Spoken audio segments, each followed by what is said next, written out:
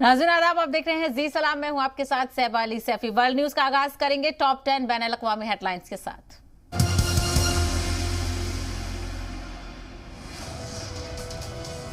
सदर पुतिन ने कहा, रूस और यूक्रेन के दरमियान जारी है मुज़ाकरात का सिलसिला। UN secretary general Antonio Guterres से मुलाकात के दौरान पुतिन ने उम्मीद जाहिर की है कि बातचीत से मुस्बत नतीजे बरामद होंगे। मुलाकात के दौरान पुतिन ने अज़ोवस्टल स्टील प्लांट के आसपास फंसे शहरियों को निकालने के लिए यूएन और रेड क्रॉस की मदद देने की तजवीज से उसूली तौर पर इत्तेफाक कर लिया है। ताहम क्रीमिया और डोनबास रीजन को लेकर पुतिन ने यूएन चीफ पर वाजे कर दिया है कि मॉस्को अपने पुराने मौकिफ पर कायम है। रूस की सरकारी एनर्जी कंपनी गज़प्रोम ने पोलैंड और बुल्गारिया की गैस सप्लाई की मुअत्तल। पोलैंड की PGNiG को सप्लाई बंद करने की जानकारी देते हुए गज़प्रोम ने कहा कि 27 अप्रैल से यमल पाइपलाइंस के जरिए गैस सप्लाई बंद हो जाएगी। यूक्रेन ने की फैसले की मजम्मत, फैसले को बताया यूरोप के ब्लैकमेल करने वाला इक़दाम। जर्मनी के वजीर इक्तिसादिया ने कहा कि मुतबादिल ज़राए से पूरी की जाएगी तेल व गैस की जरूरियात। उन्होंने उम्मीद जाहिर की है कि चंद दिनों के अंदर दीगर ज़राए से तेल जरूरियात पूरी होने लगेंगी। वाज़ेह हो कि जर्मनी सबसे ज्यादा तेल दरामदात रूस से ही करता है। यही वजह है कि उसने तेल बरामदात पर फौरी पाबंदी लगाने की मुखालफत की थी। रूसी जारहियत के खिलाफ अब जर्मनी भी करेगा यूक्रेन की मदद। जर्मनी की जानिब से यूक्रेनी फौज को फराहम कराई जाएगी भारी असलहा। यूक्रेनी वज़ीर दिफा ने मुताबिक जर्मनी ने गेपार्ड एंटी एयरक्राफ्ट सिस्टम की सप्लाई को दी मंजूरी। अमेरिका की मेजबानी में इत्तेहादियों की मीटिंग के दौरान जर्मनी ने पेश की यूक्रेन को असलहा दिए जाने की तजवीज।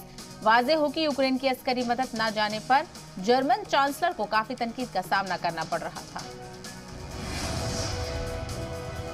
आलमी जोहरी तवानाई एजेंसी की टीम पहुंची यूक्रेन। सदर ज़ेलेंस्की ने IAEF चीफ का कीव में किया खैर मकदम। आला सतही मीटिंग के बाद दोनों लीडरान ने प्रेस से किया खिताब।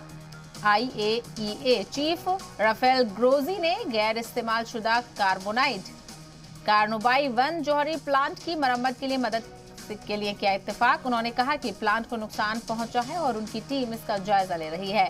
वाज़ेह हो कि रूसी फौज ने इस प्लांट पर कब्जा कर लिया था। मारियोपोल के बाद रूसी फौज ने जनूबी यूक्रेन के खैरसान पर भी कब्जे का किया दावा।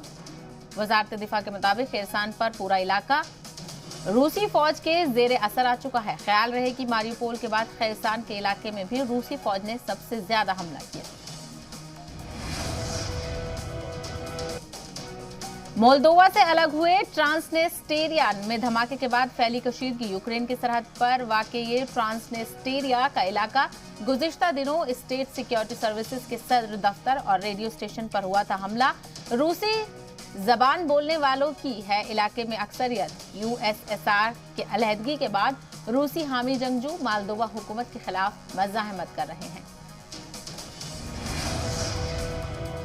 लुहांस्क रीजन में यूक्रेनी फौज ने रूसी फौज के ठिकाने पर किया हमला। यूक्रेनी ऑपरेशन कमांड के मुताबिक गुज़िश्ता एक हफ्ते के दौरान यूक्रेनी फौज ने डोनेस्क और लुहांस्क रीजन में रूस के साथ 60 से ज्यादा हमलों का किया नाकाम। इस दौरान यूक्रेनी फौज ने रूस के 55 टैंकों को तबाह करने का किया दावा। गुज़िश्ता 24 घंटों के दौरान रूस के 13 टैंकों को तबाह करने का दावा। वहीं रूसी फौज ने गुज़िश्ता रात 500 से ज्यादा यूक्रेनी फौजियों को हलाक करने का दावा किया है।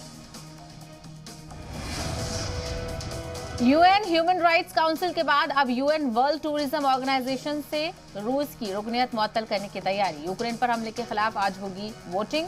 वर्ल्ड टूरिज्म ऑर्गेनाइजेशन के सेक्रेटरी जनरल और जॉर्जिया के साबिक सफीर ज़राब पोलोलिकाशुली ने उम्मीद जाहिर की है कि मेंबर्स ममालिक रूस की रुकनियत मुअत्तल करने के हक में वोट देंगे। उन्होंने कहा कि आलमी बरादरी को जंग के खिलाफ मुत्तहिद होकर ये कहना होगा कि आलमी कवानीन का एहतराम सब पर लाजिम है।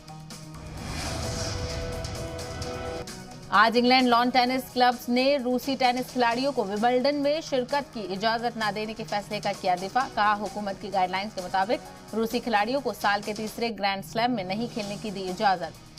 ATP और WTA फैसले की कर रहे हैं मुखालफत। इस फैसले की वजह से रूस के मेडवेडेव और बेलारूस की आयरना सबालेंका विंबलडन में नहीं कर सकेंगे शिरकत।